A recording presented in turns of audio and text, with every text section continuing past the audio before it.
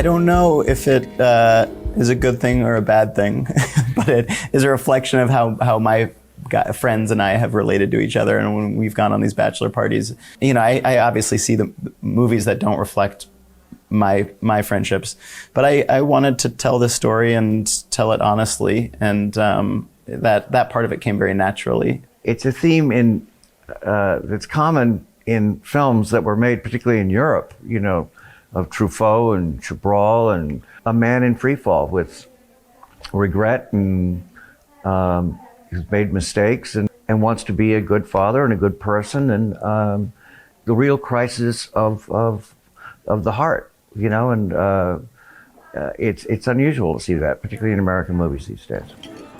Nick it there. Cheers. You'll make me cry. I don't want to. Thanks, man. Cheers, boys. May I, Nick? Come on, little beers. Well, again, I want to thank you for including me. You did not have to do that. Well, he sort of did. No, actually, he didn't. So thank you. And Mickey, what a thoughtful brother you are to hold all this together. Can we make this into a roast? This is still a bachelor party. Come on, this is not your daughter's quinceañera. Lowry, just shut the fuck up. Okay? Shut up. I'll shut up. Thank you. In the script, it was kind of following these three men on their journeys, you know, that all kind of revolves around Peter, Griffin's character. And I was following, you know, Peter trying to find himself after his divorce, needing his children almost to take care of him, but at this moment where they are needing him to take care of them. And so I think it was finding them all at these kind of moments of vulnerability. And then it was really the project and the edit with my editor, Michael Taylor, to figure out how to have these interweaving stories. And it took a while to get that balance right of like when you're leaving one character and joining another. And I was really lucky that I had these three wonderful actors who gave me a lot to work with. He was probably looking for people that were sort of similar to him and had a similar energy. And I think that we connected very easily. And I feel like he sort of purposely cast people that he felt like evoked that sort of energy that he was looking for. We're all slightly different, and I think the characters obviously are themselves very different, but there's a shared temperament between us, and I think that's why we got on so well. There was no big ego, there was no, I mean, Griffin was our, you know, number one on our call sheet, he was our father figure. I'm just so excited for your journey. I love you, Nick. So many of the circumstances that my character goes through, I actually have gone through. I've been divorced. I'm a father.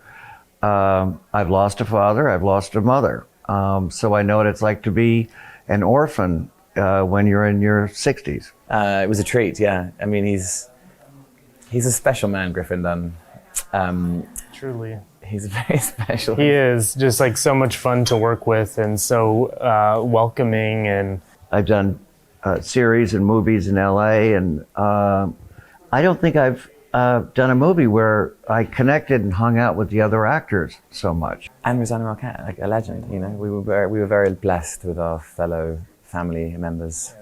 You know, I think as I started writing it became about this bachelor party in Tulum and following Peter and his sons. I think the deeper I got into it, the more aware I was that this was a male universe and these guys kind of working through their heartaches together. And I thought there was something sort of fascinating about them as men having to process this together.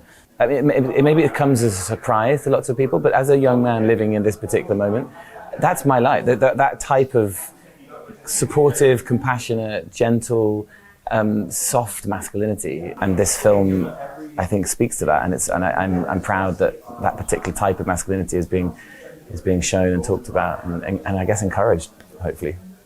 showing, that it can be a sort of different group of people, which I think is sort of what his life was like and his experience was like with his friends. Is tonally the balance between that gentle humor, laugh out loud, funny, but also not gags, and then these very touching, tender moments of family and loss and grief, and never feeling self-conscious, never feeling the director's flair. It's pitch perfect in terms of tone. In the process of making this, I think I had more generosity toward, my own parents and grandparents for how they chose to do things or mistakes that I felt they made, as I kind of look forward at my own future and see the next generation and know that they will have their own questions about my choices. I've also directed, and so I love the on the directing side, I just love the immersion of it, and starting from something that didn't exist and taking it all the way through, and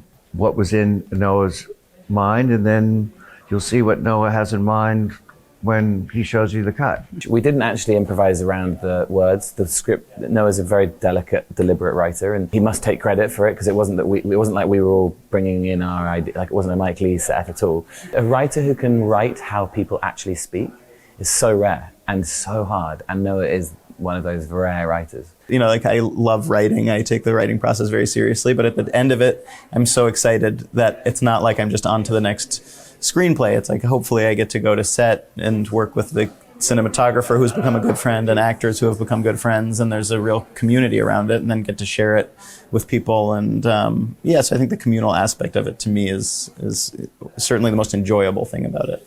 We hung out a lot, and I hung out with James and Miles a lot. We gave each other COVID and shut down production. If that doesn't bring you together, I don't know what will. This was a very, very special shoot.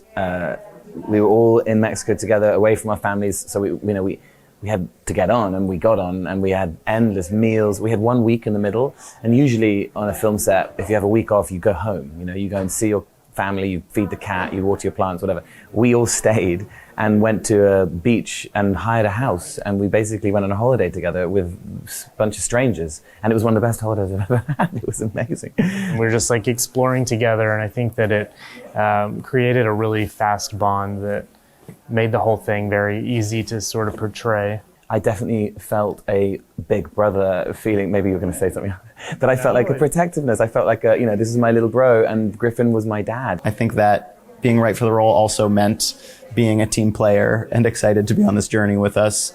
And so I think it became a sort of self-selecting group of people who were drawn to the project, both at script level and kind of the mindset going into it. It's fun when you have all the toys and the stunts and the explosions, but it's not really, it takes away from our craft. And this film, with a wonderful script, wonderful director, wonderful actors to work with, it perfectly encapsulates what I love about this, and in the best possible way, it challenges you because it puts you front and center. There's no distractions. Honestly, for me, this movie is such a perfect example of like exactly what I would like to do with my life, which is like doing things with people you actually get along with and are like-minded. I mean, we truly got along so well. It's just a little snapshot of life, and it's not really a film about a divorce or divorcees.